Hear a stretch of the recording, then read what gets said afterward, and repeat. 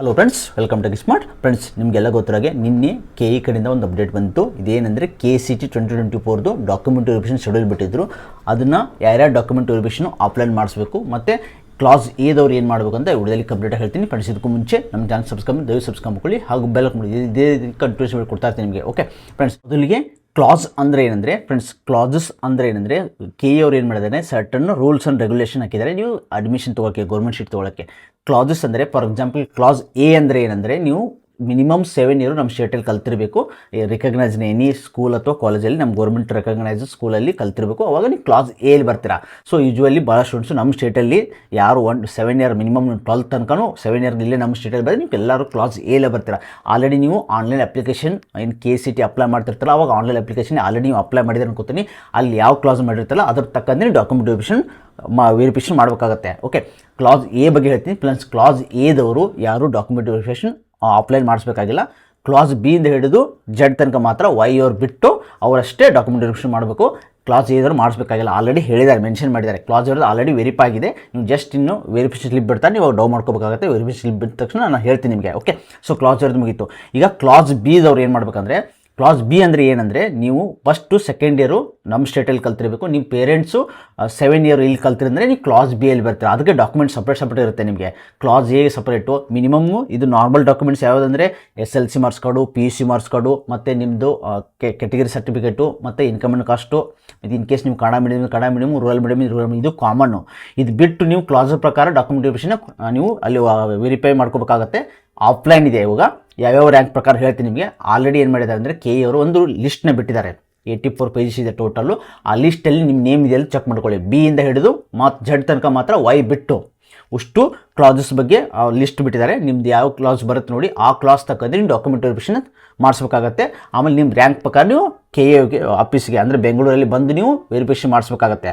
Okay, class ಬಿದು document same. Next class C.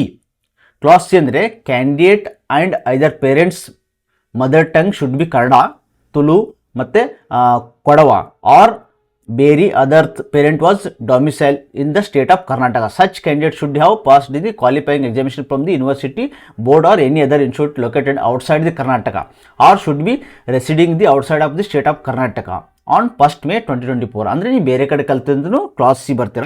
Okay, ಅಲ್ಲಿ ಆದರೆ ನೀವು ಕನ್ನಡ ಎಕ್ಸಾಮು ಕಂಡಕ್ಟೆಡ್ ಬೈ KEಗೆ ಅಟೆಂಡ್ ಆಗಿರಬೇಕು. ಸಿ ಇದು ಏನದು ಕ್ಲಾಸ್ ಸಿ ಅಲ್ಲಿ ಬರ್ತೀರಾ. ಓಕೆ, ಡಿ ಬಗ್ಗೆ ನಿಮ್ಗೆ ಆಲ್ರೆಡಿ ಗೊತ್ತಿದೆ. DE.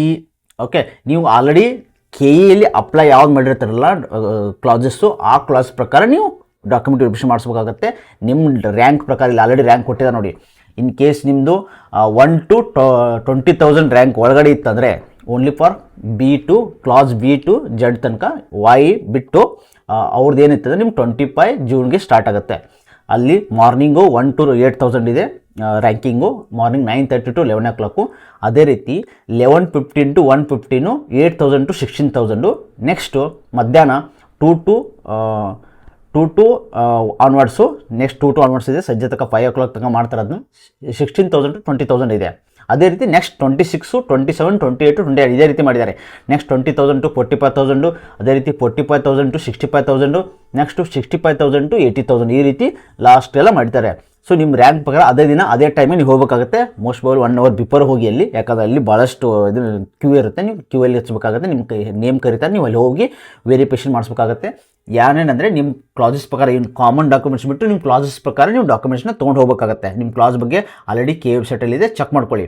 ಅದು ಬಿಟ್ಟು ಇವೆಲ್ಲದ್ರದ್ದು ಒರಿಜಿನಲ್ಲು ತೊಗೊಂಡು ಹೋಗಬೇಕಾಗತ್ತೆ. ಯಾವುದು ನೀವು ಜೆರಾಕ್ಸ್ ನಡೆಯಲ್ಲ.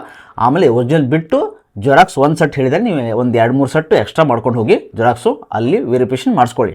ಓಕೆ, ಸೊ ಇದು ಅಪ್ಡೇಟ್ ಆಗಿತ್ತು. ಕ್ಲಿಯರ್ ಆಗಿತ್ತು ಅನ್ಕೋತೀನಿ. ಕ್ಲಾಸ್ ಎದವರು ನೀವೇನು ಡಾಕ್ಯುಮೆಂಟನ್ನು ಆಫ್ಲೈನ್ ವೆರಿಫಿಕೇಷನ್ ಮಾಡಿಸ್ಬೇಕಾಗಿಲ್ಲ. ಆಲ್ರೆಡಿ ಆನ್ಲೈನ್ ನಿಮ್ಮದು ವೆರಿಫೈ ಆಗಿದೆ. ಓನ್ಲಿ ಕ್ಲಾಸ್ ಬಿ ಇಂದ. ಮತ್ತು ಇನ್ನೊಂದು ಯಾರಂದರೆ ಇದು ಯಾರ್ಯಾರು ಅಂದರೆ ನೀವು ಇಂಜಿನಿಯರಿಂಗು, ಆರ್ಕಿಟೆಕ್ಚರು, ಯೋಗ ಮತ್ತು ನ್ಯಾಚುರೋಪತಿ, ಪಶುವೈದ್ಯಕೀಯ, ಪಶು ಸಂಗೋಪನೆ ಮತ್ತು ಕೃಷಿ ವಿಜ್ಞಾನ ಕೋರ್ಸ್ಗಳು. ಅದೇ BSc ನರ್ಸಿಂಗು, BSc ರೇಷ್ಮೆ. ಓಕೆ, ಆಮೇಲೆ BSc ನರ್ಸಿಂಗು, ಫಾರ್ಮ್ ಡಿ ಮತ್ತು B ಫಾರ್ಮು. ಇವು ಯಾರಿಗೆ ಅಪ್ಲೈ ಮಾಡಿದರೆ ಇವರಿಗೆ ನೀವು ಡಾಕ್ಯುಮೆಂಟ್ ವೆರಿಫಿಕೇಷನ್ ಮಾಡಿಸ್ಬೇಕಾಗತ್ತೆ. ಕ್ಲಾಸ್ ಬಿ ಇಂದ ಹಿಡಿದು ಜೆಡ್ ತನಕ ವೈ ಬಿಟ್ಟು. ಓಕೆ, ಸೊ ಅರ್ಥ ಆಗಿದೆ ಅನ್ಕೋತೀನಿ. ಇನ್ ಕೇಸ್ ಏನಾದರೂ ಡೌಟ್ ಇದೆ ಕಮೆಂಟ್ ಮಾಡಿ ತಿಳಿಸಿ, ನಾನು ರಿಪ್ಲೈ ಮಾಡ್ತೀನಿ.